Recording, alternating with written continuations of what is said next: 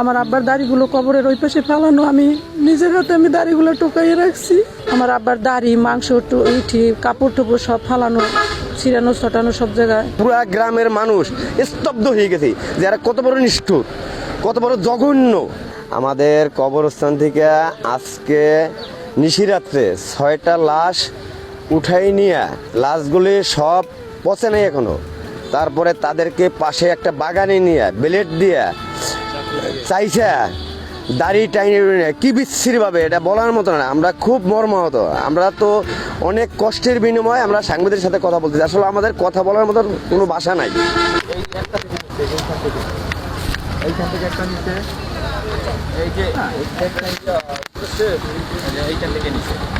উপজেলার চিত্রপাড়া কবরস্থান থেকে আজ রাতে 6টি কবর খুঁড়ে কঙ্কালগুলো নিয়ে গেছে দুর্বৃত্তরা। এখানে আমরা কবরস্থানে অবস্থান করতেছি। আমরা যাদের লাশ চুরি করে নিয়ে গেছে তার স্বজনদের সঙ্গে আমরা একটু কথা বলার চেষ্টা করব। আপনার নাম কি? আমার নাম হাসিব চাঁদ। কি হয় আপনার? আমার চাচা। কীভাবে হলো? আজকে সকাল ভোরবেলা আমার বাবারে ফোন দিছে আমার ফুফাতো ভাই যে কবরস্থানে এরকমের কবরগুলা খোঁড়া খোঁড়া এই অবস্থা। পরে আমরা শুনে সাথে সাথে চলে আসলাম এখানে। এসে দেখি যে কবরগুলা খোঁড়া এবং কবরের ভিতরে লাশ নাই। হ্যাঁ, এগুলো দেখলাম এবং পাশে ঝোপের ভিতরে, তখন ওইখানে ঝোপের ভিতরে গেলাম, তখন দেখলাম যে ঝোপের ভিতরে আপনার লাশের যে কাপড়গুলা ছিল, কাপড়গুলো আলাদা করে তারা কঙ্কালগুলো সব নিয়ে গেছে। আচ্ছা আপা, আপনার বাবার তো কবর ছিল এখানে, লাশটা নিয়ে গেছে না? হ্যাঁ, আমার বাবার কবর ছিল, আমার আব্বার লাশ এখান থেকে নিয়ে গেছে আজ রাত্রেই। কবরের ওই পাশে পশ্চিম পাশে টাইনে নিয়ে ওই জায়গা মাংসগুলো শুকাই গেছে, ওইগুলো রাইখে গেছে ফালাইয়া। কাফনের কাপড় রাখা আছে। আমার আব্বার দাড়িগুলো কবরের ওই পাশে ফেলানো, আমি নিজের হাতে আমি দাড়িগুলো টোকাইয়ে রাখছি। তা আমি এর দৃষ্টান্তমূলক শাস্তি চাই, যাতে আর কোনো সন্তানের এরকম বাবার শরীরের অংশ হাত দিয়ে না টোকান লাগে, এর বিচার চাই আমি। এখানে কি আগে পরে কখনো এরকমের ঘটনা ঘটছে? না না, কখনোই ঘটেনি, এই প্রথম। আগে পিছে কখনো এগুলো হয় নাই। গতকালকেও আমি 10টা বাজে এই জায়গায় আসছি।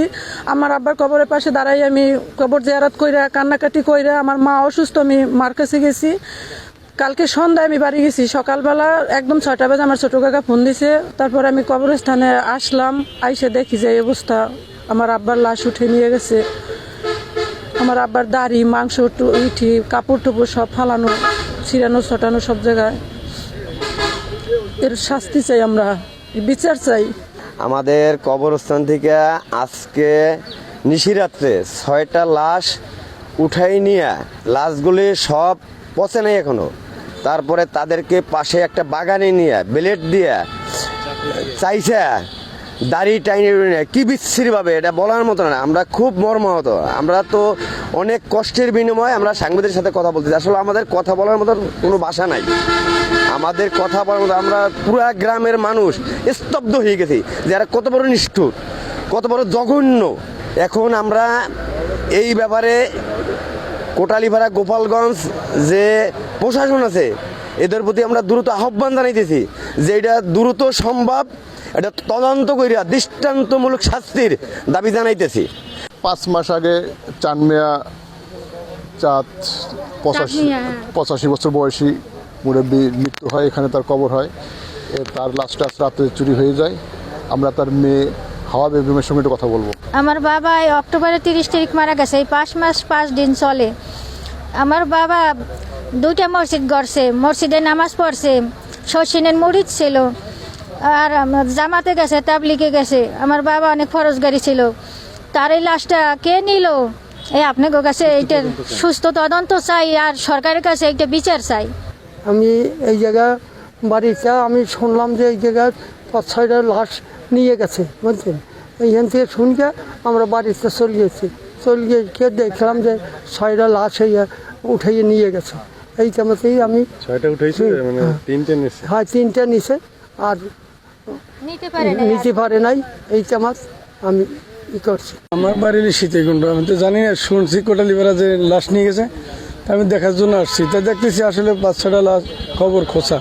ওই সাইডে যে কটা কবর খোঁজছে কটা ঘুরে ঘুরে দেখলাম আর কি, যে কবর খোঁচা হয়েছে, লাশও নিয়ে গেছে। এখানে ঘুরে যেটা আমরা দেখতে পাচ্ছি, এখানে একাধিক কবর থেকে মাটি খুঁড়ে অন্তত 6টা লাশ নিয়ে গেছে। লাশগুলো কাপড় চুপড় ফেলে রেখে গেছে, শুধু কঙ্কালগুলো নিয়ে গেছে, এমনটাই দাবি করছে এখানের স্থানীয় জনগণ। কাজী পলাশ, কোটালীপাড়া, মাই টিভি।